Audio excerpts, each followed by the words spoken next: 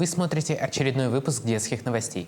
В эфире работаем мы, Никита Павлов и Ева Спиридонова. Здравствуйте. 10-я Всероссийская олимпиада школьников по 3D-технологиям стартовала в Якутске. Участие в ней принимают порядка 60 учащихся с 1 по 11 класс. Ребята должны сконструировать и создать свои проекты согласно полученным заданиям, а после защитить их.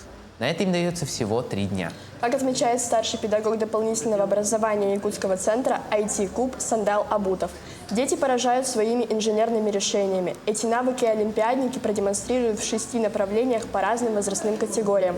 Это региональный отборный этап, поэтому лучшие разработчики получат путевку в Санкт-Петербург на участие в финале Олимпиады.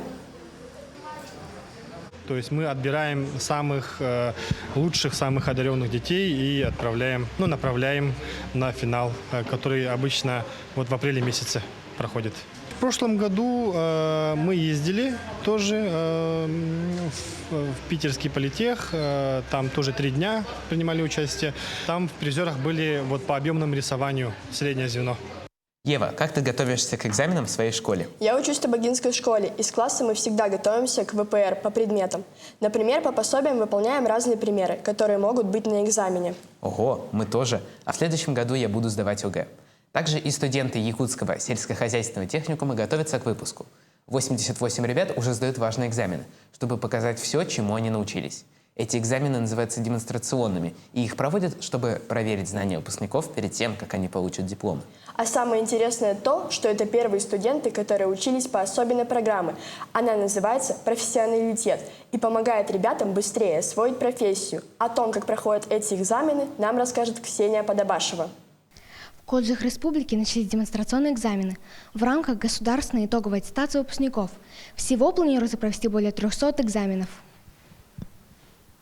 Выпускники Якутского сельскохозяйственного техникума показывают свои навыки на экзаменах. Они должны доказать, что умеют правильно кормить коров, заботиться о них, когда те рожают телят, а еще знают, как сделать вкусный сыр. Все это очень важно, ведь скоро ребята станут настоящими специалистами. Как он проходит? У нас сегодня идет демонстрационный экзамен. У нас в демонстрационном экзамене по 2 модуля, и в каждом модуле по 4 задания.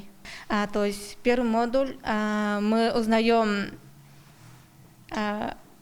составляем технологические карты, неисправности сельскохозяйственных машин, делаем расчеты и так далее.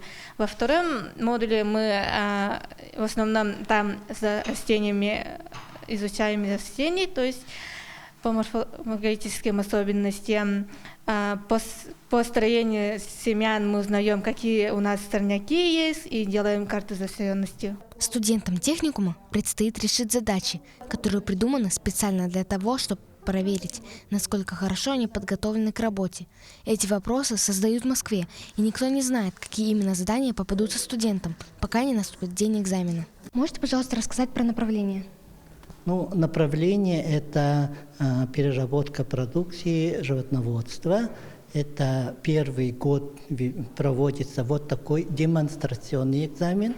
А экзамен сам по себе говорит, что демонстрационный. Они должны демонстрировать, на что они как учились, на что учились и как они будут работать. Поэтому они сегодня показывают. Они не только как на билеты или тест выполняют, они выполняют определенные задания. А задание приходит из Москвы, задание буквально только сегодня пришло, и это задание они выполняют уже лабораторно выполняют, и они уже технологически будут делать мягкий сыр. Этот важный экзамен должен сдать 141 выпускник. Все задания будут такими же, как в настоящей работе на ферме или заводе.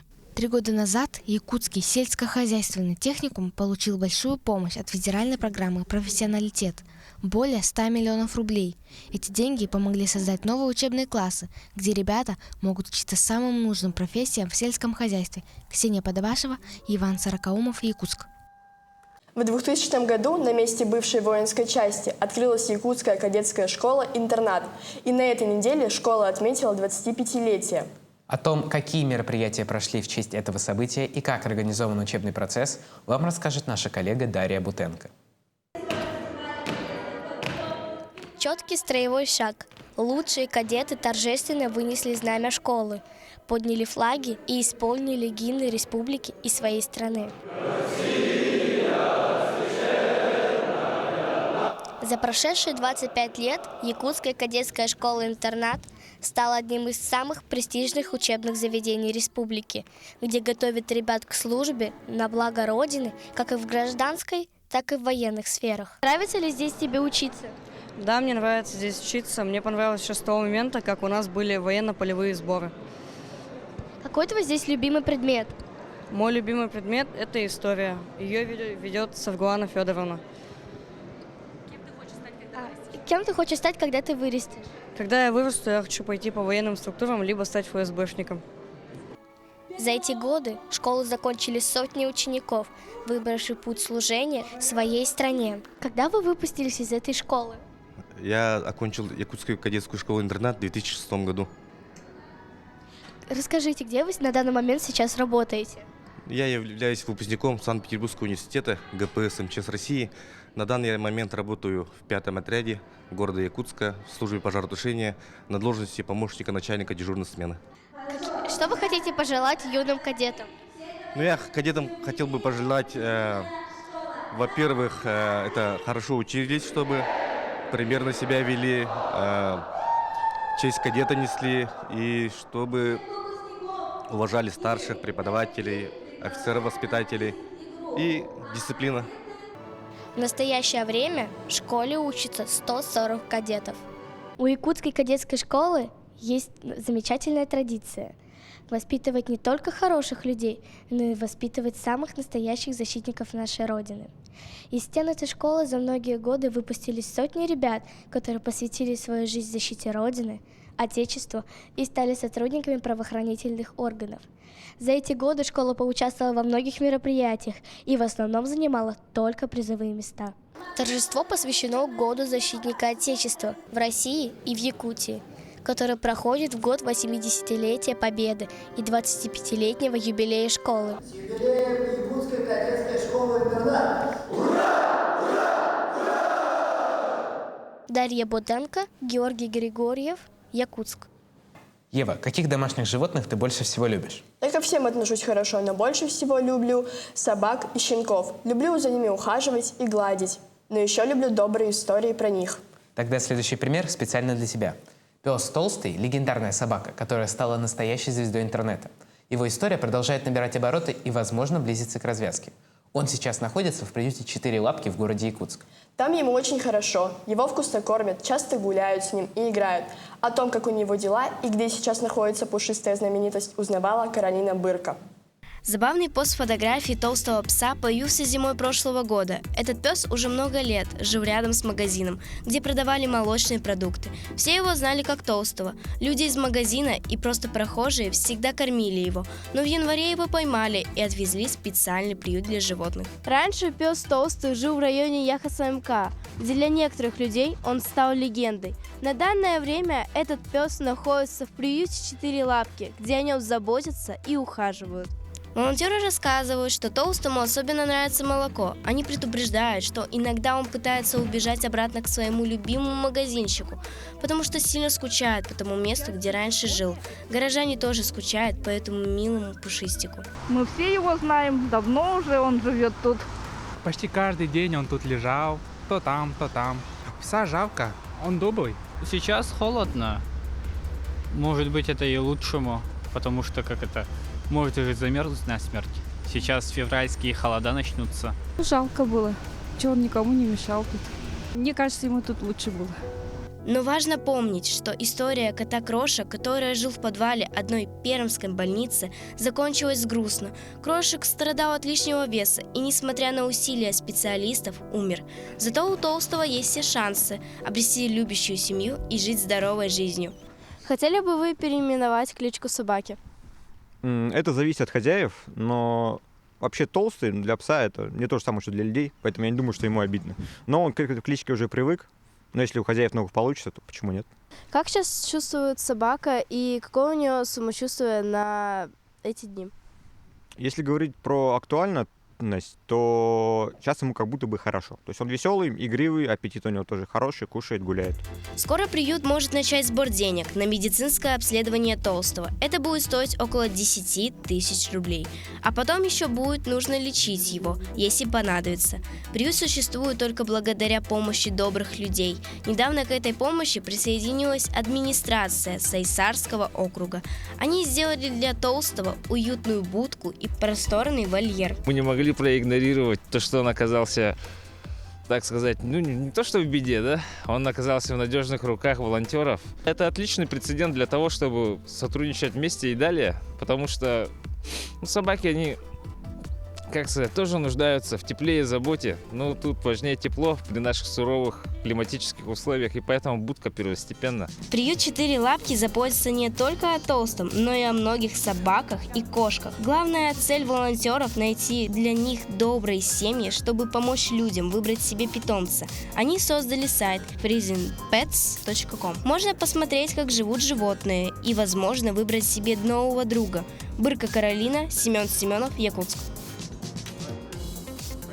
Никита, скоро весенние каникулы. Как ты любишь проводить время во время каникул? Я жду не дождусь открытия городского ледового парка. Там вместе с друзьями и близкими мы любим гулять и играть. В 202-м микрорайоне в Якутске каждый год открывается замечательный ледовый парк «Северное сияние». Я тебя порадую. В этом году администрация парка объявила, что он откроется совсем скоро, уже на следующей неделе. Все жители города с нетерпением ждут этого события. Что же интересного приготовили для нас в этом году? Об этом нам расскажет Валерия Антонова. На следующей неделе планируется открытие ледового городка в 202-м микрорайоне. Посетители смогут посмотреть на ледяные и снежные фигуры, а также прокатиться на горках.